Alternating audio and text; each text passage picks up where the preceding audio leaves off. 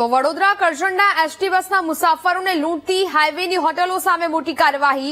GSRTC વિભાગે highway પરની 27 હોટલોના પરવાના રદ કર્યા છે। કરજણની ડાયમંડ હોટેલ, સ્વાઝી ઇન અને હોટલ મારુતિનો પરવાના રદ કરવામાં આવ્યા છે। હિન્દુ નામો ધારણ કરી મુસાફરો પાસેથી ઊંચા ભાવ લઈને લૂંટ કરવામાં આવતી હતી। એસટી વિભાગના ડ્રાઈવરોની બેદરકારી ખુલી છે। પરવાનો રદ કર્યા બાદ પણ હોટેલમાં હોલ્ડ કરવામાં આવે છે। પરવાનો રદ થયો હોવાની જાણ નહીં હોવાનું ડ્રાઈવરો તથા હોટલ માલિકો રટણ કરી રહ્યા છે। હોટલ માલિકો ડ્રાઈવરોને કમિશન આપતા હોવાની પણ શંકા સેવાઈ રહી છે। લિસ્ટના અંડર જે બ્લેકલિસ્ટ કરવામાં આવેલી એવી લિસ્ટમાં નામ આવેલું તો એ સદંતર ખોટું છે। અમને જીએસઆરટી દ્વારા નિગમ દ્વારા કોઈ પણ જાતની ઓનલાઈન ડોક્યુમેન્ટ રીતે અમને કોઈ જાણકારી કે કંઈક કરવામાં આવેલ નથી ને હાલના ટેન્ડર પ્રક્રિયા ચાલુ છે ને અમને કોઈ પણ જાતના બ્લેકલિસ્ટ કરવામાં આવેલ નથી। થોડું આમ હતું, પરંતુ તમારા જ વિભાગ દ્વારા છે કે હોટલો પરનું લાયસન્સ રદ કરી દીધું છે। સાથે હાલ જો તમે અહીંયા ઉભા છો તમને ખ્યાલ નથી?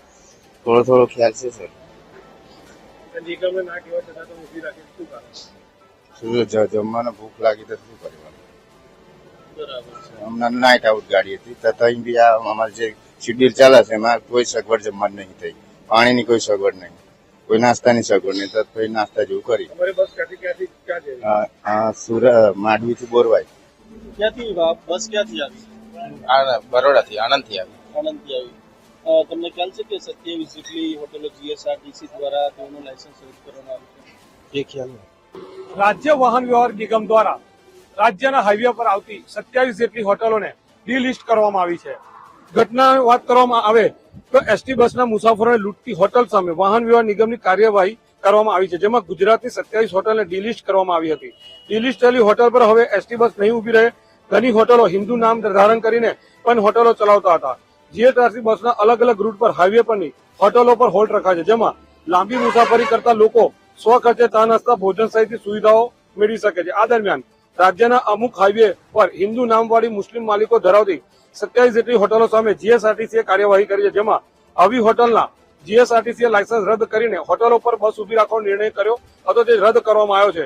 ત્યારે કરજણ તાલુકામાં પણ હાઈવે પર 3 જેટલી હોટલો પર હોલ્ડ હવેથી કરવામાં આવશે નહીં, તેમજ લાયસન્સ રદ કરવામાં આવ્યું છે। તેમજ એસટી વિભાગ દ્વારા હવે વિવિધ હોટલો સામે પાયાની સુવિધાઓનો અભાવ તેમજ લૂંટવાના પ્રકરણમાં હિન્દુ નામ ધારણ કરતી હોટલોને પરવાનો રદ કરવામાં આવ્યો છે। Prajesh Shah, VTV news, Karjan.